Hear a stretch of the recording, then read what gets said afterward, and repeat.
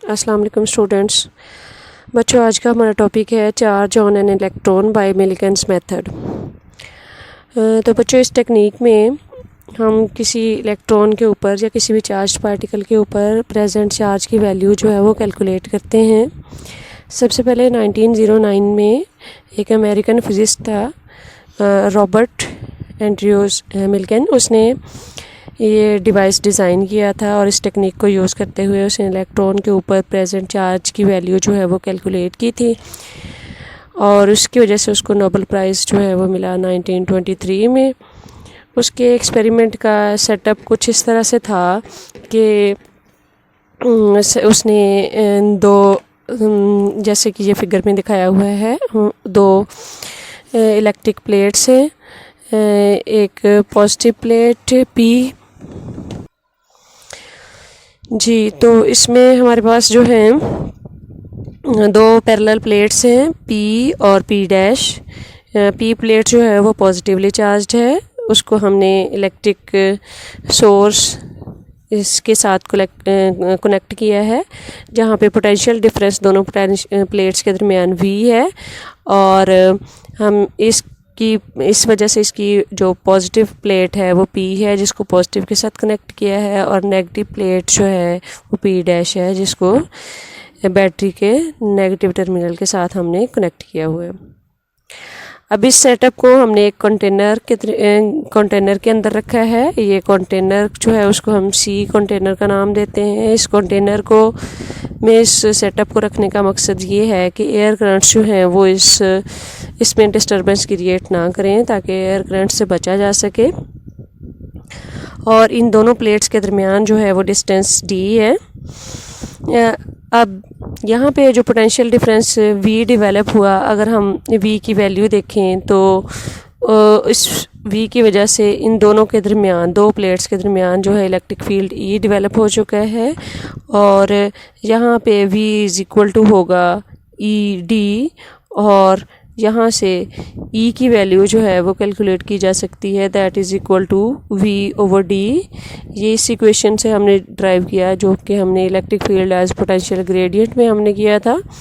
उसमें E is equal to ΔV/ΔR था। यहाँ ΔR जो है वो डिस्टेंस बिटवीन द प्लेट्स, वो हमने D लिया है, इसलिए हम ΔR की जगह D यूज़ कर रहे हैं। और V जो है वो पोटेंशियल डिफरेंस है हमारे पास। तो बच्चों, इसमें हमारे पास जो है वो सेटअप में आप देखें कि यहाँ पे आपको एक ये एटोमाइज़र नज़र आ रहा है। ये एटोमाइज़र है। एटोमाइज़र जो है वो कोई भी ऐसे होता है जैसे कि हम वो कपड़े इस्त्री करने के लिए शावर इस्तेमाल करते हैं ना, जिसको हम स्प्रेयर शावर कहते हैं। तो ये क्या करता है, किसी भी लिक्विड के जो है वो स्मॉल ड्रॉपलेट्स प्रोड्यूस करता है मिस्ट की फॉर्म में। मिस्ट क्या होता है, वो ऐसे जैसे फॉग होती है, जैसे आप देखते हैं कि सर्दी के मौसम में हमारे मुंह से वो स्टीम निकलती है, वो फॉग की फॉर्म में होती है। तो वो क्या होता है, वो एक मिस्ट होता है। तो यहाँ से इस गन के अंदर जो है वो ऑयल है और ऑयल के ड्रॉपलेट्स जो हैं वो इससे निकलते हैं और इसकी नोज़ल जो है वो नोज़ल से निकलते हुए ड्यू टू फ्रिक्शन उनके ऊपर चार्ज आता है। वो नेगेटिवली चार्ज होते हैं, जब वो डाउनवर्ड ड्यू टू ग्रेविटी वो डाउनवर्ड मूव करेंगे। तो यहाँ पे जो पॉजिटिव प्लेट P है उसमें हमने एक होल रखा हुआ है, वो उस होल में से इन दोनों प्लेट्स के दरमियान आ जाएंगे, P और P डैश के दरमियान। लेकिन जब वो प्लेट्स के दरमियान आएंगे तो वो चार्ज पार्टिकल जो है उसके ऊपर इलेक्ट्रोस्टैटिक फोर्स एक्ट करेगी।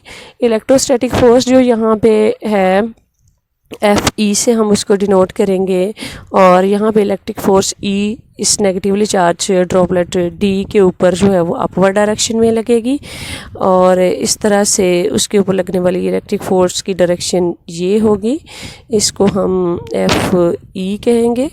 और इस तरह इसके ऊपर जो इस वक्त ग्रेविटेशनल फोर्स एक्ट कर रही है वो FG है। FG gravitational force downward direction में है, और ये हमारे पास है ऑयल ड्रॉपलेट। तो ऑयल ड्रॉप जो है अब इसकी इक्वेशन अगर हम देखें तो वो बनती है f e is equal to f g. अब ये आप कहेंगे कि ये दोनों इक्वल कैसे हुए, तो इसको हम इक्वल जो है वो खुद इस तरह से हम एडजस्ट करते हैं, क्योंकि वोल्टेज जो है वो हमने खुद देनी है, तो हम वोल्टेज को इस तरह से एडजस्ट कर लेते हैं कि जिससे ये वाली लगने वाली फोर्स जो है वो एफ इज़ इक्वल टू, चूँकि क्यू ई होती है तो ई को हम खुद एडजस्ट कर सकते हैं। ई कैसे एडजस्ट होगा, जैसे हम वोल्टेज को कंट्रोल करेंगे, डी तो फिक्स है, वोल्टेज को कंट्रोल करेंगे उससे ई की वैल्यू कंट्रोल होगी। जो ई की वैल्यू होगी उससे पता चलेगा कि ई जो है वो कितना है। तो इससे क्या होगा, हम क्यू ई जो है वो उतनी फोर्स करेंगे जिससे ये ड्रॉपलेट जो है वो यहाँ दरमियान में सस्पेंड हो जाए। जब ये दरमियान में सस्पेंड होगा तो इसका मतलब है इसके ऊपर ग्रेविटेशनल फोर्स जो डाउनवर्ड एक्ट कर रही है और इलेक्ट्रोस्टैटिक फोर्स जो अपवर्ड एक्ट कर रही है वो दोनों इक्वल हैं। जब वो इक्वल होंगी तो उस वक्त इक्वेशन ये बनेगी f e is equal to f e, यानी electrostatic force is equal to gravitational force, और ग्रेविटेशनल फोर्स जो होती है वो is equal to weight of the body यानी एम जी होगी। यहाँ से अगर हम बेटा इसकी वैल्यू कैलकुलेट करें, यहाँ पे ई की हम ये वाली वैल्यू पुट करते हैं, तो यहाँ से हमारे पास जो ई की q v over d is equal to m g आ जाता है। अगर हम यहाँ से क्यू की वैल्यू निकालें तो q is equal to m g d over v. यहाँ पे वी क्या है, पोटेंशियल डिफरेंस है, डी जो है वो डिस्टेंस बिटवीन द प्लेट्स है, एम क्या है, मास ऑफ द ड्रॉपलेट है, ऑयल ड्रॉप है, और जी जो है वो ग्रेविटेशनल एक्सेलरेशन है। अगर हम इस इक्वेशन में देखें तो ये एम डी और वी जो है, सॉरी जी डी और वी जो है ये तीनों कांस्टेंट चीज़ें हैं, लेकिन एम जो है वो है तो कांस्टेंट, हमें उसकी वैल्यू जो है वो नोन नहीं होगी, हमें उस ऑयल ड्रॉपलेट की वैल्यू जो है वो कैलकुलेट करनी होगी। ऑयल ड्रॉपलेट के मास की वैल्यू कैलकुलेट करने के लिए हम ये करते हैं कि हम यहाँ से स्विच ऑफ कर देते हैं। जैसे ही हम स्विच ऑफ करेंगे तो इसके ऊपर इलेक्ट्रोस्टैटिक फोर्स जो है वो ख़त्म हो जाएगी। जब इसके ऊपर इलेक्ट्रोस्टैटिक फोर्स यानी यहाँ पे इलेक्ट्रिक वोल्टेज ख़त्म हुआ, इलेक्ट्रिक फील्ड ख़त्म हो गया, इलेक्ट्रिक फील्ड ख़त्म हुआ तो इलेक्ट्रोस्टैटिक फोर्स इसके ऊपर ख़त्म हो गई।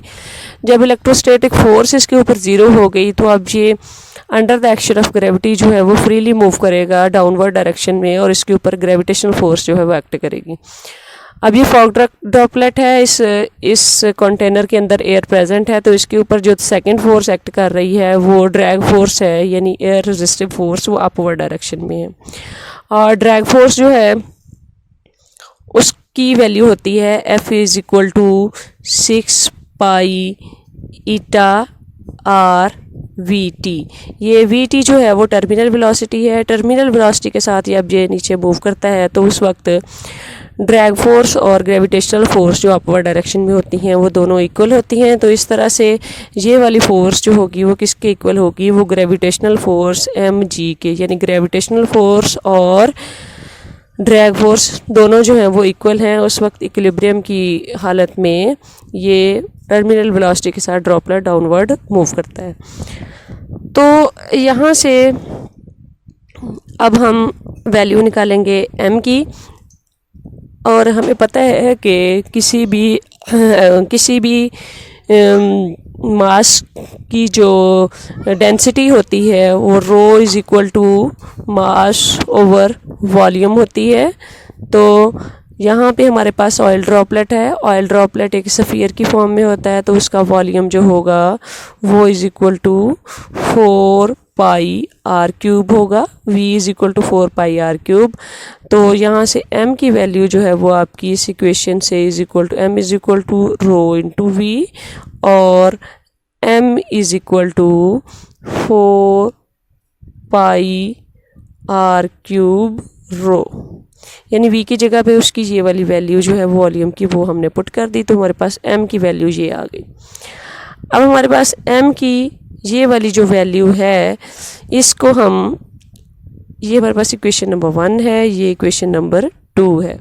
अगर हम m की इस वैल्यू को इक्वेशन नंबर 2 में पुट करें तो हमारे पास इस तरह से सूरत हाल बनेगी कि 6 pi eta r v t is equal to 4 pi r cube rho, और जी यहाँ पे ऑलरेडी प्रेजेंट है। इसको अगर बेटा हम यूँ कर लें कि आर क्यूब ओवर आर कर लें, वो इधर से आके इधर डिवाइड हुआ, और ये बाकी इक्वेशन जो 6 पाई ईटा वी टी, तो यहाँ पे हमारे पास दूसरी साइड पे जो 4 पाई, सॉरी ये जो इसका होता है वॉल्यूम वो 4/3 होता है, 4/3 पाई आर क्यूब। तो इसको हम इसी तरह 4/3 पाई आर क्यूब यूज़ करेंगे, तो यहाँ भी 4/3 पाई आर क्यूब,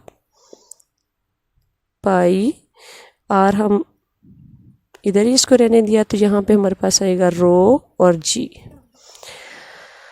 अब इधर से एक आर कैंसिल हो जाएगा, हमारे पास आर स्क्वायर बचेगा। मैं इसको लेफ़्ट साइड पे लिखती हूँ और इस इक्वेशन को राइट साइड पे ले जाती हूँ, और यहाँ से पाई पाई से कैंसिल हो जाएगा। 6 जो है वो 3 2s are 6 और ये 2 2s are 4, हमारे पास बचेगा यहाँ ऊपर 3 बचा और ईटा वी टी बचा, और नीचे हमारे पास जो है वो 2/3 साथ में रो और जी बच गया। लेकिन जो डिवीज़न में 3 है वो ऊपर मल्टीपल में चला जाएगा, तो हमारे पास इस तरह से आर की जो वैल्यू बचेगी वो होगी r square is equal to 9 eta v t over 2 rho g. अब हम क्या करेंगे, इसका हम दोनों तरफ स्क्वायर रूट लेंगे। जब आप दोनों तरफ इसका स्क्वायर रूट लेंगे तो आर स्क्वायर जो है वो स्क्वायर रूट से कैंसिल हो जाएगा, हमारे पास आर की वैल्यू आएगी 9 eta v t over 2 rho जी।